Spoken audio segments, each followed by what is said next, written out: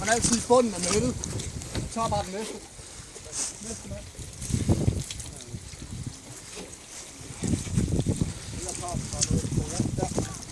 Nu står du bare i bunden af netposen. Så vipper den ud af sig selv.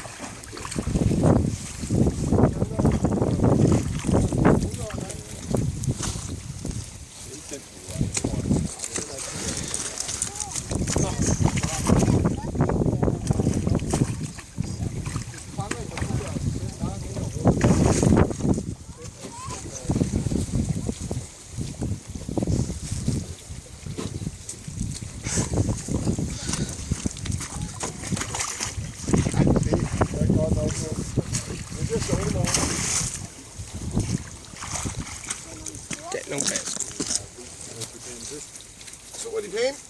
Jeg skal jo ikke bare stå og flå. Det er jo der søger han.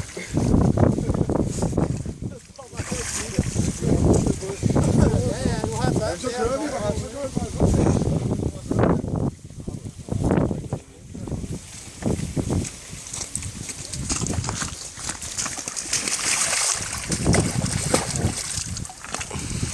Det er noget større regnbord.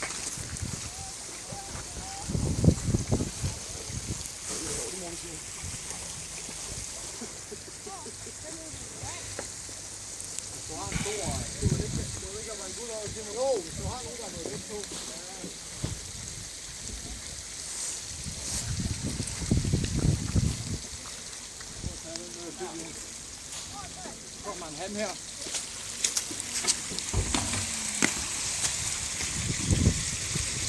Den viser 67 plus 76,5 stod den på nu. Det var en han på den. Det er i hvert fald over DH-rekorden. Hvor er en af rekorderne?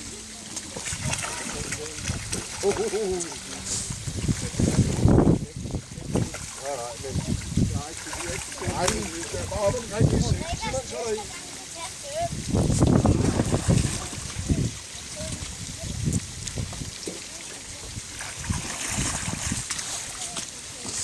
Så er der en regnbord her.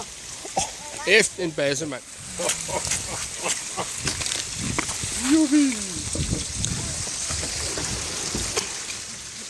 78. Det er lige omkring 10 kilo på den her.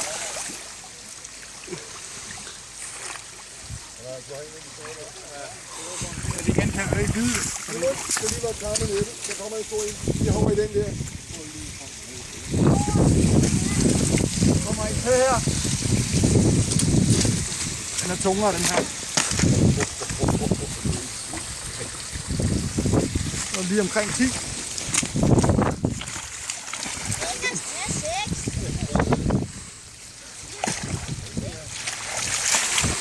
er muligt at sige, om den er over eller under.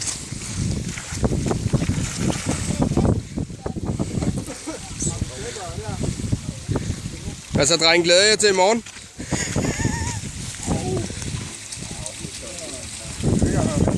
Så snakker vi noget 9 stykker. Jeg ser dem bare ud. Ja.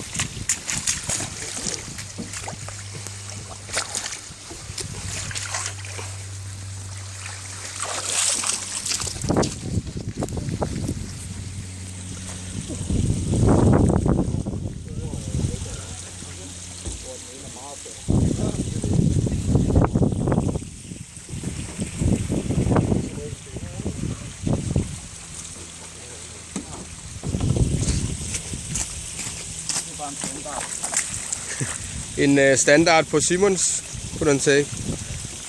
Det er så det, vi kalder sørekorder i andre søer.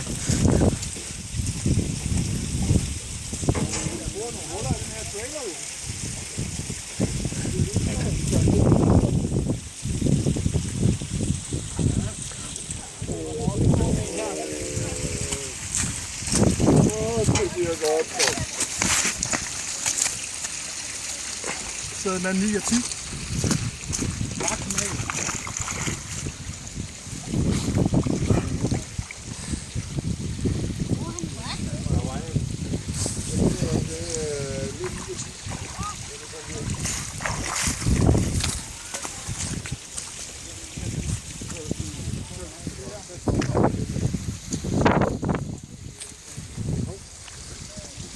til her, Kim.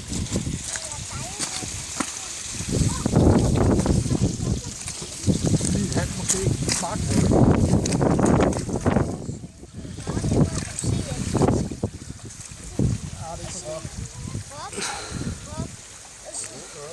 Ja, det er jo næsten ærgerligt, at hver år Simon bliver 40.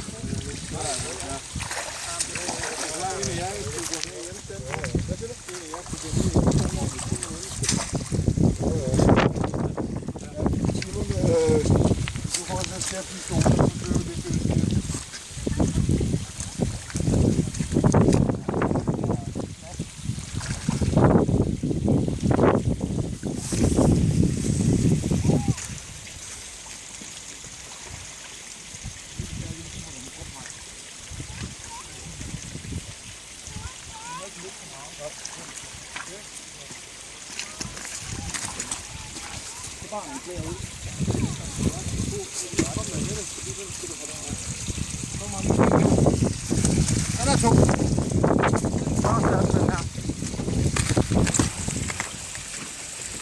Ja, det er plus 10.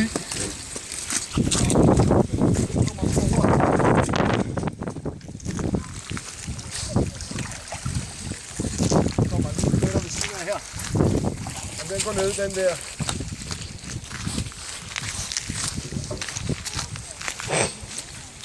Og så var der liv i den anden store.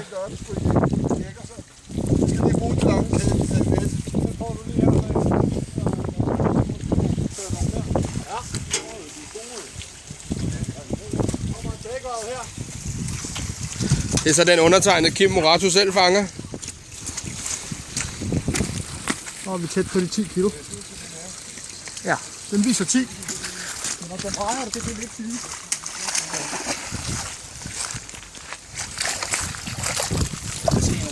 Så vil jeg jo sige på gensyn i morgen.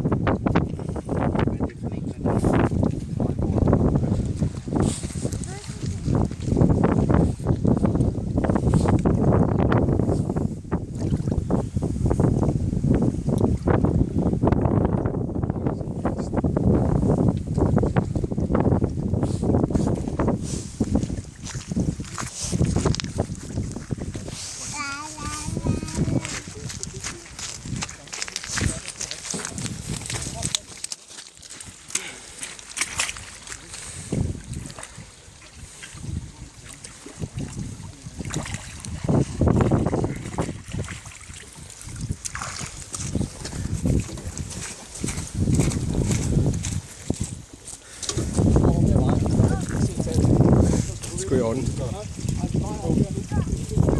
Ja, fint.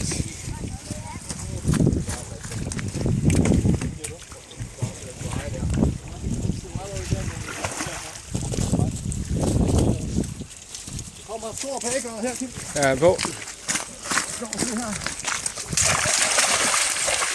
Den var der. Farvel og tak. Ned på bunden.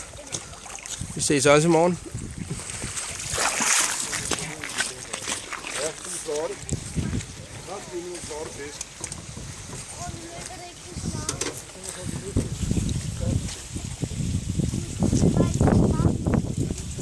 Se, det er en guldøje, der kommer der. Skal vi lige have noget billede på den, når jeg sætter den ud.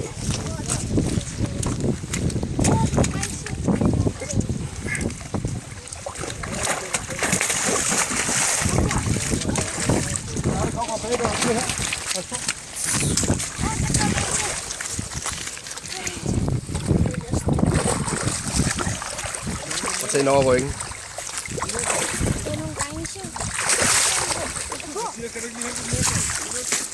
Fortabte. Stor guldøre.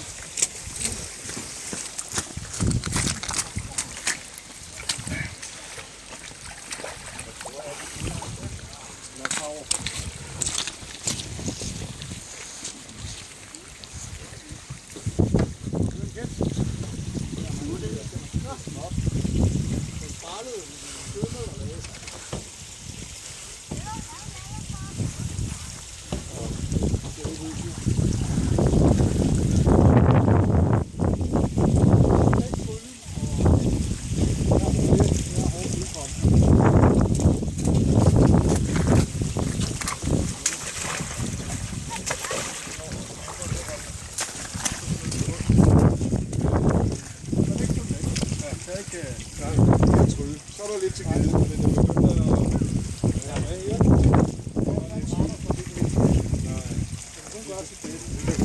Hvor er manden med badetøjet? Snorken? Jeg tror, at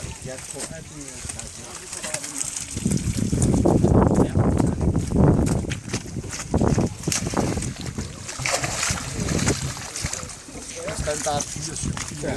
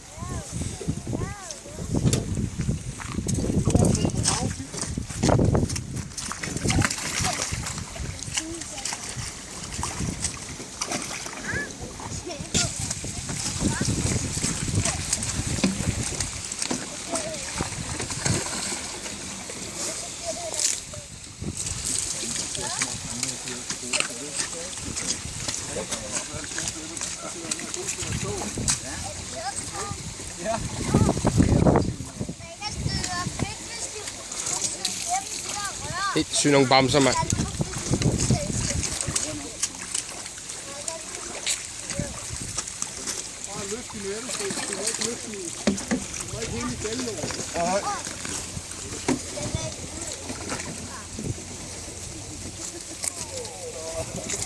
Nej, kan der komme til? Altså, den store overarm har vi sgu heller ikke. Jo, det er bare gennem en tyk jakke. Ja, der er ikke.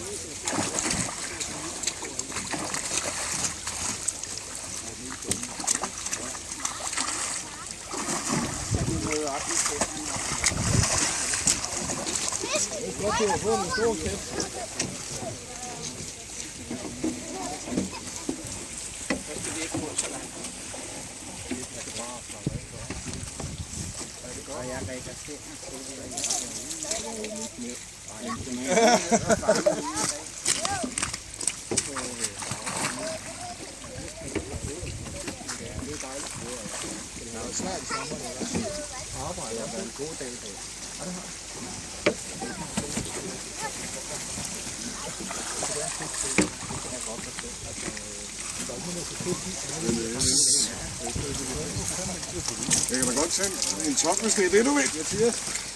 Det skal jeg tage her næste gang. Mathias. Jeg kan godt se sådan en gammel pedel der. Han er ved at være slidt op nu. Det var altså ikke, har du indkaldt til faglig møde på vegne af alle Danmark. Jo, det kan da kraftedeme tro, du. Den tager til nogle lidt, den her. Den skal lige hjælpe til.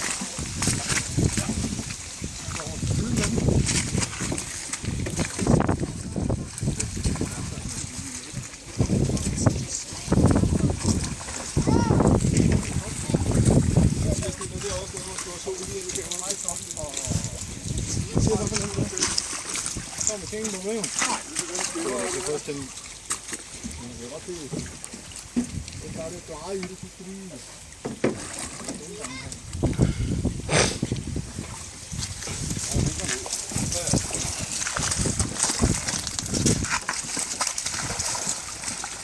Jeg får tættere på.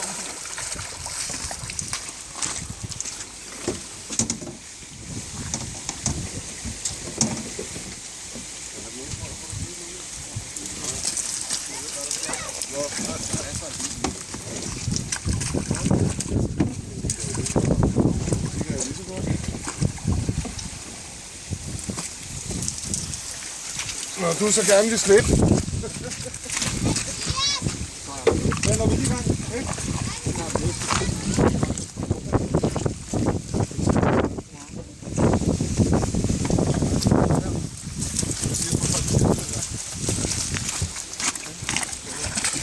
Det er sødsyn, når du ser videoen her. Jeg er lige sødt sammen nu. Kan du se det? Og lige præcis kroner over. Yes.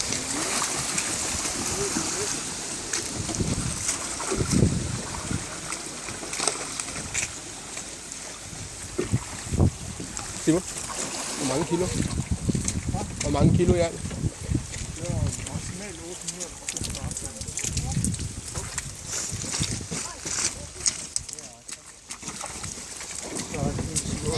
Det er det største i dag.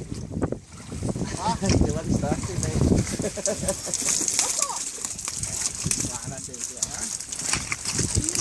Har du fået det, de store, eller? Ja, han er sød med mig. Ja. Han er sød med mig. Ja, han er. Jeg har et bånd med det. Han over, når det er fint med det håndtag. Den er den sprændet. Der kan være flere i. Jeg kan den her ud.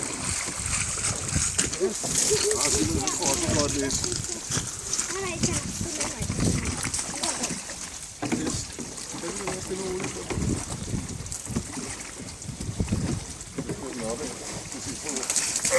For helvede, hvad er det? Du siger, for fejl. Nå,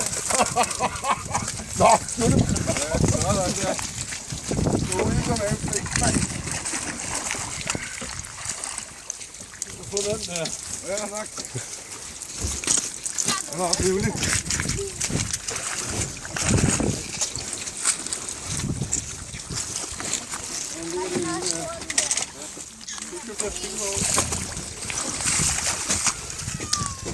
Der står lige en der måske skal have lidt hjælp. Ja.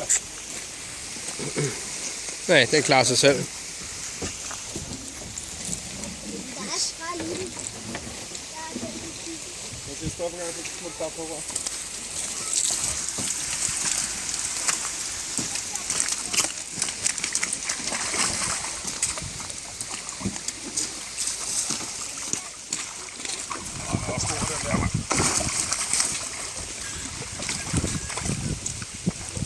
Det er godt, man har ekstra trøje med.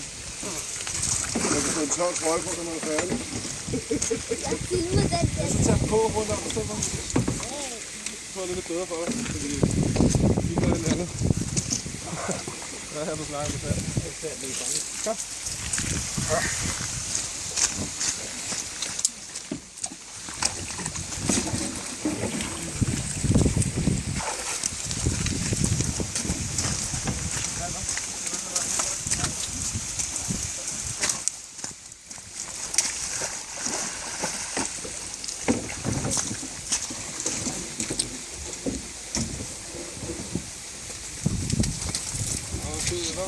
Ja, men han er alle sider.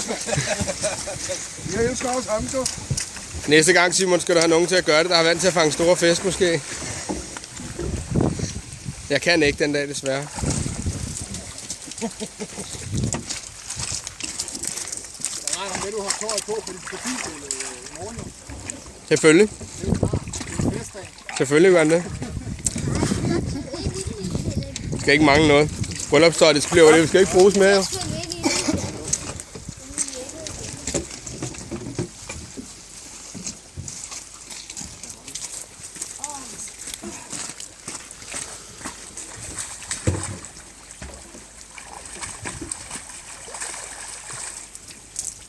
Thank you.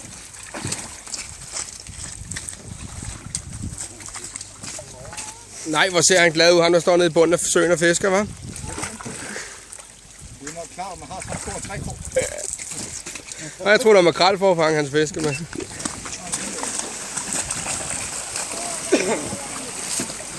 Jeg bruger gede for at fange.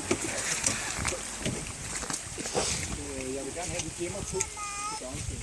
Ja. I morgen.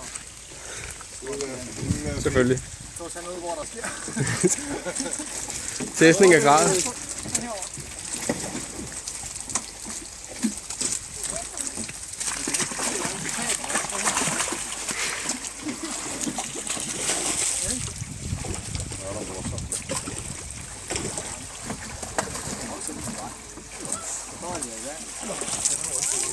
Ja, det var godt. Tak.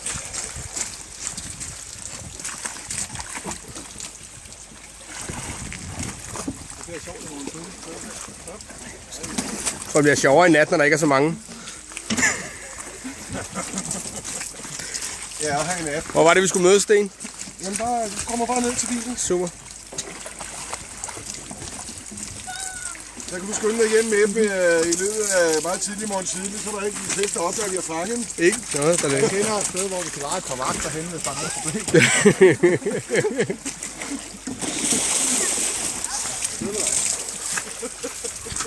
Tak for det.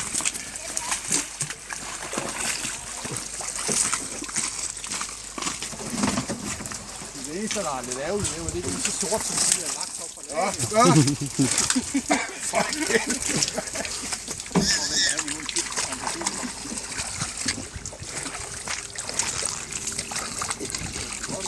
Jeg har i hvert fald set 25 potentielle Danmarksrekorder blive sat ud i dag. Alt efter hvilken vægt vi vejer dem på. Du lige passe på bagefter, der er lige en bag. Ja. Ja, jeg venter bare.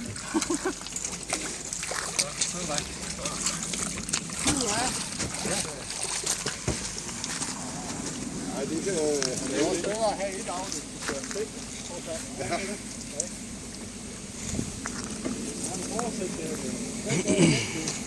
Nej, det er fedt på væggen.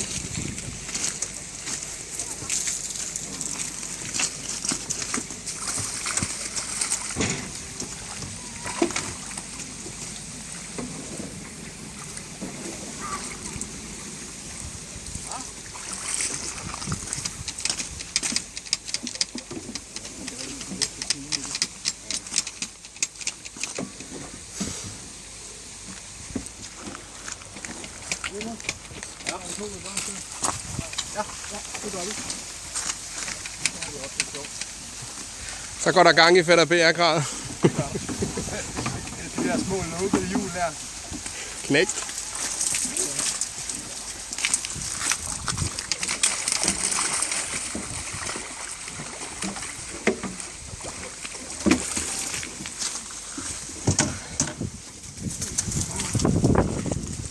Hvornår kommer de der 4 kilos fisk?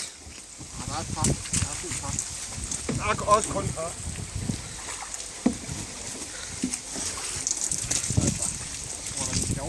Det der. Ja. Hvor kommer fisken fra?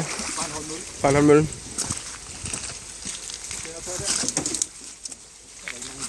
Så holder vi her. Ja, den er flot, den der.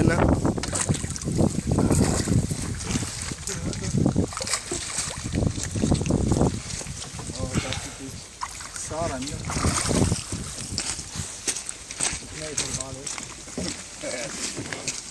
Det er kun mælketænder. Nå, nu går han sgu i dybet. Ja.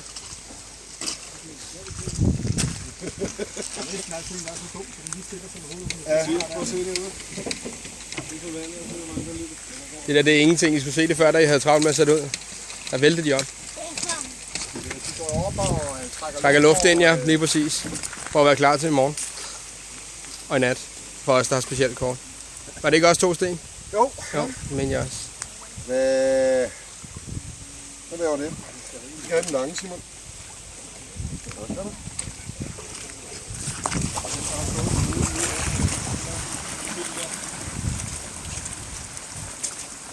Der er fisk lige der. Mm. Kom lige med ud. Så er den i gang igen. Dunk. Der var en bund. Ej, bare der er 3 fisk der. Super.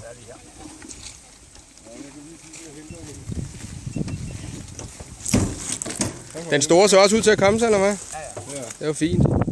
stak også af. Ja, det er det. Den har fået en ordentlig stram. Ordentlig gang. Den har stået inde i røven. Nå, ja. Det kan vi jo ikke se. Nå, Så er det ikke se næsten vel. det er det. Så er der en mærket fisk. Hvad tænker du om det? Så kører vi over til Barnsøen. Ja. Og sluser. Den første? Kom op og stå den. Ja, prøv at se, når han tager den op og nede. Jeg kan godt se. Og jeg går ned her og kigger. Det er lettere, så står sådan. Ja, men jeg kan se det her.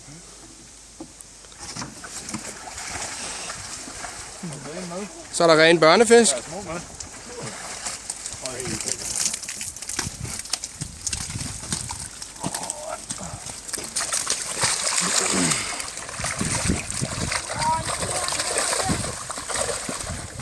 Det er børnefisk, og så to lige to store herinde.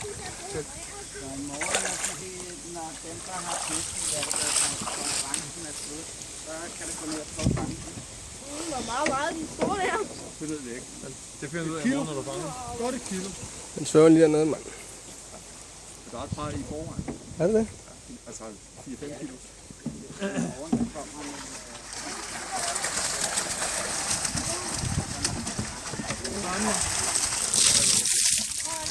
Kommer lige ned i nettet her.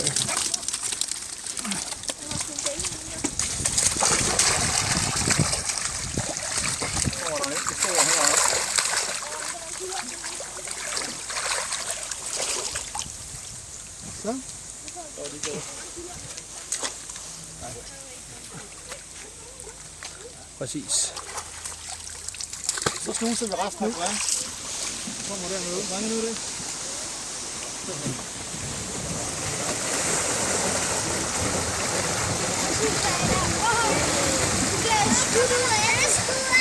Det er skudt ud af den. Så er der også ild i søen. Jeg vil åbne.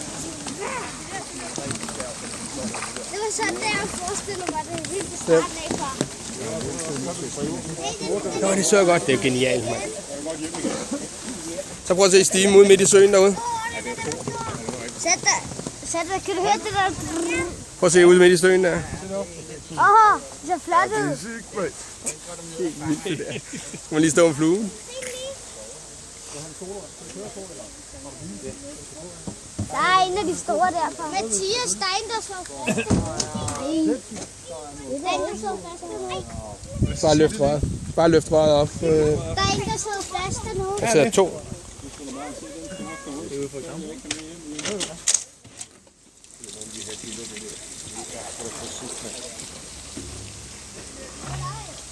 Det er helt vildt.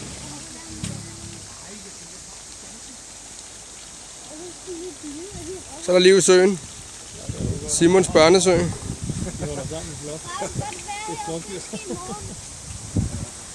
vil ikke tisse over Så husk makrelforfangene.